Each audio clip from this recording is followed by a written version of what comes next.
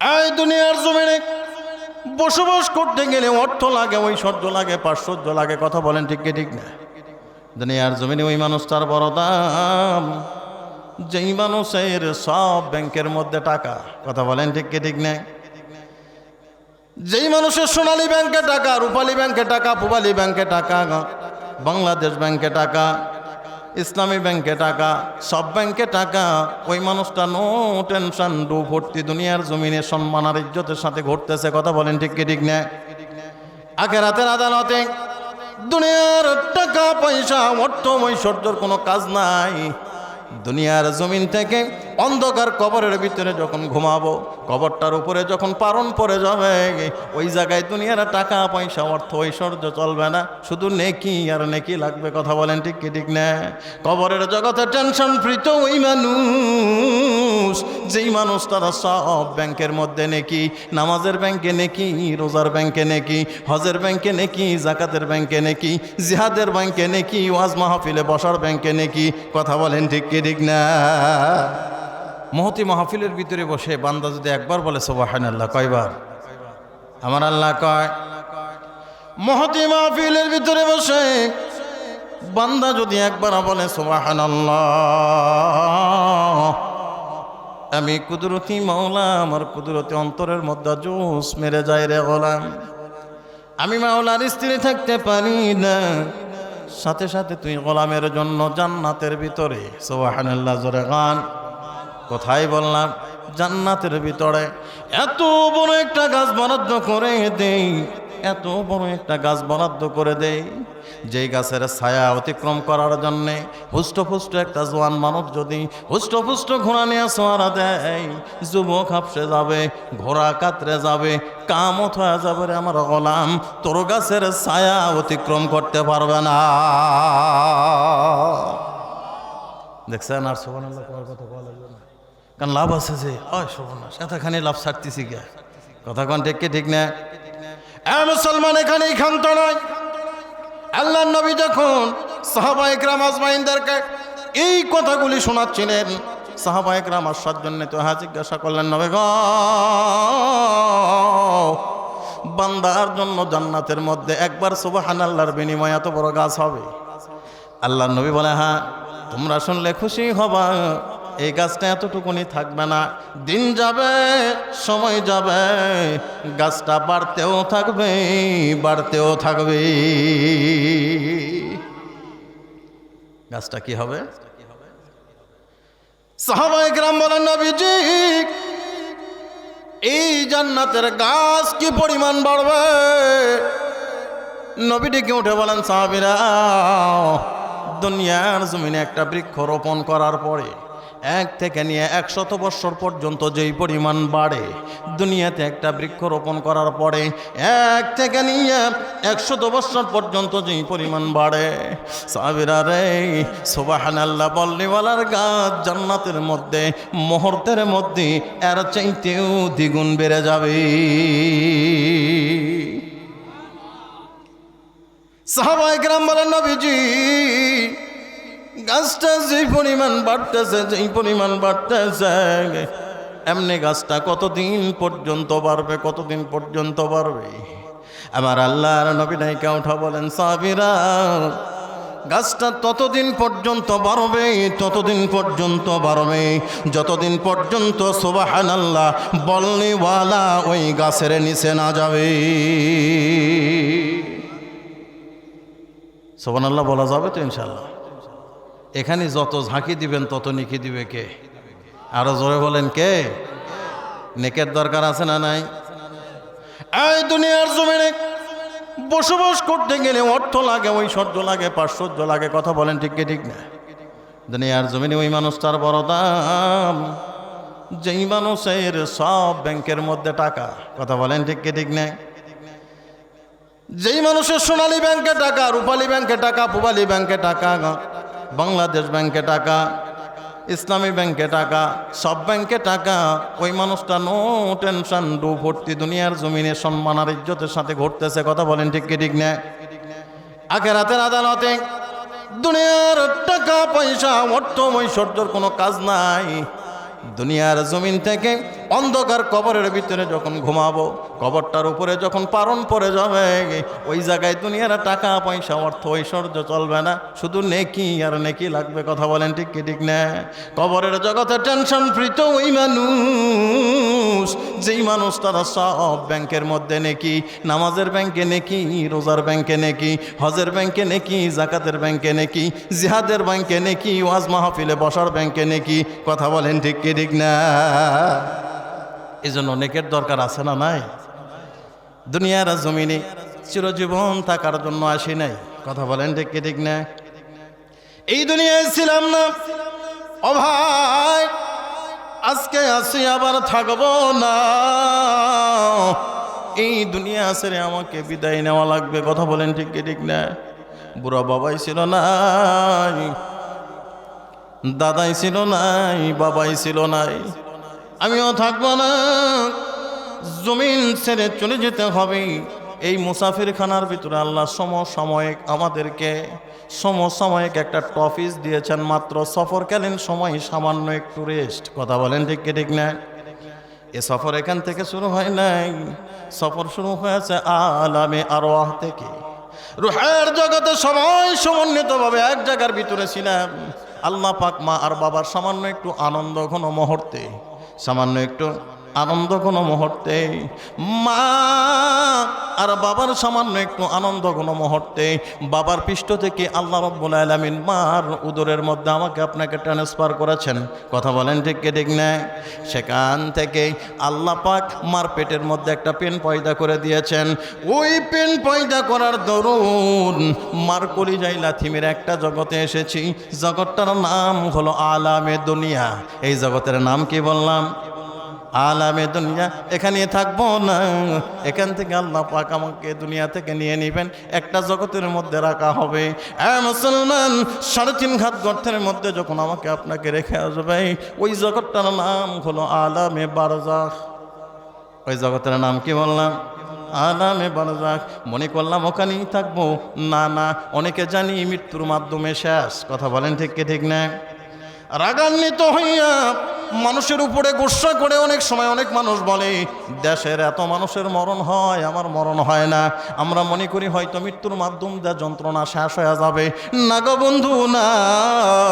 আমি বলি মৃত্যুর মাধ্যমে শেষ না, মরলে শেষ না, মরলেই শুরু। মরলেই কি শুরু? যেই মানুষটা কিয়ামতের আগে মারা যাবে, এখনকার কথা বাদ, কিয়ামতের আগে যেই মানুষটা মারা যাবে, ওই মানুষটাকে কবরের মধ্যে ঘুমায় থাকতে হবে কমাস কম 40,000 বছর। কত বছর বললাম? আহা, ওই কবরে থাকা লাগবে। এখানে আমরা চিরস্থায়ী নই। রাখার সময় বলা হয়েছে, মিনহা খলাকনাকুম ওয়া ফিহা নুঈদুকুম ওয়া মিনহা নুখরিজুকুম তারাতান উখরা।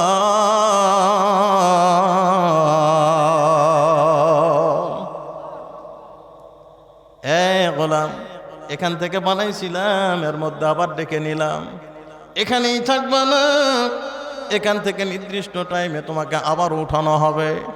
উঠানোর পরে একটা জগৎ শুরু হবে রে। ওই জগৎটার নাম হলো আলামে আখেরা, অর্থাৎ শেষ জগৎ। কি জগৎ? শেষ। শুরু হয়েছিল আলামে আরওয়াহ, আলামে দুনিয়াতে আসি, আলামে বারজাখে যাওয়া লাগবে, শেষটা হবে আলামে আখেরাতে। কথা বলেন ঠিক কি ঠিক না? এ মুসলমান, গভীর করে মনোযোগ লাগান। প্রত্যেকটা কবরবাসী আলামে আখেরার ইন্তজার করতেছেন, অপেক্ষা করতেছেন। কথা বলেন ঠিক কি ঠিক না? যেই জগতের শুরু আছে, শেষ নাই। জগতের কি আছে? শুরু আছে, শেষ নাই। গভীর করে মনোযোগ দেন। ছিলাম কোন জগতে? রুহের জগতে।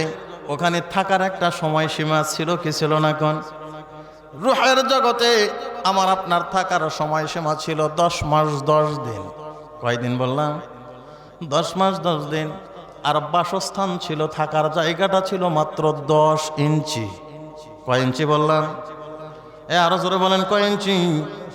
10 ইঞ্চি মার পেটের ভিতরে রেহেম, বাচ্চা স্থলে যেটা আছে সেটা কয় ইঞ্চি? 10 ইঞ্চি। চিকিৎসা বিজ্ঞান বলে সদ্য ভূমিষ্ঠ যেই শিশুটা, ওই শিশুর উপরে আপনি স্কেল লাগান, মাপ লাগান, দেখবেন শিশুটা মোটামুটি 13 থেকে 14 ইঞ্চি আন্দাজ হয়েছে। প্রত্যেক শিশু ভূমিষ্ঠ হয় কয় ইঞ্চি আন্দাজ? 14 ইঞ্চি আন্দাজ, 13 থেকে 14। বাসস্থানটা হলো 10 ইঞ্চি। আমার আল্লাহ রাব্বুল আলামিন 14 ইঞ্চি বাচ্চাকে কিভাবে বাসস্থানের ভিতরে রাখলেন? আল্লাহ ডাইকা কয়, প্রত্যেকটি মা আর রেহেমের ভিতরে যখন বাচ্চা থাকে, 7.5 মাস বয়সে যখন বাচ্চা উপনীত হয়, তখন বাচ্চাটা 10 ইঞ্চি পারফেক্ট হয়ে যায়। কয় ইঞ্চি হয়? 10 ইঞ্চি। বাচ্চা বাড়বে আরো কত ইঞ্চি? একটু জোরে বলেন। আরো 4 ইঞ্চি বাড়বে। এই 4 ইঞ্চি আল্লাহ কোন দিকে বাড়াবে? মার পেটের দিক থেকে আমার আল্লাহ রাব্বুল আলামিন নিচের দিকে নজর করেন। নিচের দিকে যাওয়ার পরে দেখা যায় ওখানে মার পেটের পরে হাড্ডির একটা বর্ডার আছে, অর্থাৎ জায়গা ফাঁকা নাই। সন্তান নরম জিনিস, সন্তানের হাত নরম, পা নরম। এইটা যদি হাড্ডি, এইটা অনেক শক্ত, এর দিকে যদি বাড়ানো হয় সন্তান বিকলাঙ্গ হবে। আমার আল্লাহ এবার উপর দিকে নজর করলেন, মার পেট থেকে উপর দিকে নজর করে দেখে মার পেট থেকে উপর দিকের জায়গাটুকুন ফাঁকা আছে। এই ফাঁকা অংশেই আমার জনম দুঃখিনী মায়ের কলিজা আর ফেরসা ঝুলানো আছে। কি ঝুলানো আছে? মুসলমান, বলছিলাম দুনিয়ার আদালত, আমরা সকলে দুনিয়ার জমিনে মুসাফির। আল্লাহ কয় কি আঞ্জাম দিয়ে তোদেরকে সামনের দিকে নিচ্ছে, গোলাম দেখ এখানে টপিস মাত্র, সামান্য একটু সময় থাকার জন্য দিয়েছে, চিরস্থায়ীর জন্য নয়, লম্বা টাইমের জন্য নয়। গোলাম অতি থেকে অতি তুচ্ছ একটা সময়। গভীর করে মনোযোগ লাগান। আমার আল্লাহ রাব্বুল আলামিন সন্তান যখন 7.5 মাস বয়সে উপনীত হয়ে যায়, প্রত্যেক 15 দিন পর পর চিকিৎসা বিজ্ঞান বলেন সন্তান 1 ইঞ্চি করে বাড়ে। কয় ইঞ্চি বাড়ে? 1 ইঞ্চি। জায়গা মালিক খুঁজে নিলেন মার পেট থেকে উপর দিকে, যেখানে মার কলিজা আর ফেরসা ঝোলানো আছে। সন্তান 1 ইঞ্চি যখন মার কলিজার দিকে সন্তানের পা আমার আল্লাহ রাব্বুল আলামিন কইরা দেয়, 1 ইঞ্চি যখন সন্তান বেড়ে যায়, মার কলিজা ঝুলানো অবস্থা থেকে মুখের দিকে 1 ইঞ্চি আঁটো হয়ে যায়। গভীর করে খেয়াল করে দেখবেন, যার বাড়িতে গর্ভধারিণী মা আছে, 7.5 মাস পর্যন্ত মার চলাফেরা স্বাভাবিক অবস্থানে থাকে। 8টা মাস যখন হয়ে যায়, মার চলাফেরাটা কেন যেন ব্যতিক্রম ধর্মী হয়ে যায়। কথা কোন ঠিক ঠিক না? এই পাঁজর ব্যথা করছে, এই বুক ব্যথা করছে, এই তো নিঃশ্বাস ছোট হয়ে যায়। রাতের বেলা অর্ধেক রাত ঘুমায় আর অর্ধেক রাত মা জেগে জেগে কাটায়। গভীর করে মনোযোগ দেন। সন্তান যখন 8.5 মাস বয়সে উপনীত হয়ে যায়, আরো 1 ইঞ্চি বেড়ে যায়। 2 ইঞ্চি সন্তান যখন বেড়ে গেল, মার কলিজা 2 ইঞ্চি উপর দিকে উঠে আসে। এবার তৃতীয় 15 দিন, 9 মাসে যখন সন্তান উপনীত হয়, ওই সন্তান 13 ইঞ্চি বেড়ে যায়। 10 মাসে যখন সন্তান উপনীত হয়, 9.5 মাস 10 মাসে যখন উপনীত হয়, তখন সন্তান আরো 1 ইঞ্চি বেড়ে যায়। সন্তান যখন 14 ইঞ্চি হয়, এই সন্তান মার পেটের ভিতরে স্বাভাবিক অবস্থানে নাড়াচাড়া করতে থাকে, খেলতে থাকে। আল্লাহ কাগায় মা মুখের দ্বারা যা কিছু খায়, মার নাভির সঙ্গে সন্তানের নার্ভের একটা কানেকশন আমি আল্লাহ রাব্বুল আলামিন করে দেই। মা মুখ দ্বারা যা খায় সন্তান পেটের মধ্যেই সেই স্বাদ অনুভব করতে থাকে আর খেলাধুলা করতে থাকে। রুহের জগতে আমরা মহা শান্তিতে আছি। শান্তি কম না বেশি? এই খাওয়া লাগে না, খাবারের টেনশন করা লাগে না, কান্নাও করা লাগে না, চাওয়াও লাগে না। মা খায়, সন্তানকে আল্লাহ পালতেছেন পেটের মধ্যে। চিকিৎসা বিজ্ঞান বলেন, যেই সন্তান মার পেটের ভিতরে সবচেয়ে কম নাড়াচাড়া করে, সবচেয়ে কম নাড়াচাড়া করে গো, ওই সন্তানটা মার কলিজার ভিতরে লাথি মারে কমাস কম ৪,৫০০ বার। কতবার বললাম? কলিজার আঘাত শক্ত না নরম? শক্ত আঘাত। মানুষ দুনিয়ার জমিনে যদি কেউ কাউকে কষ্ট দেয়, রাগ কইরা থাকে, বড় ভাই কাছে যখন ছোট ভাই যা হাত ধরে, বাইরে ভুল করে ফেলাইছি, আমারে ক্ষমা করে দেন। বড় ভাই চোখের পানি ছেড়ে বলে, কেমনি মাফ করি রে, তুই আমার কলিজায় আঘাত করছস। কোথায়?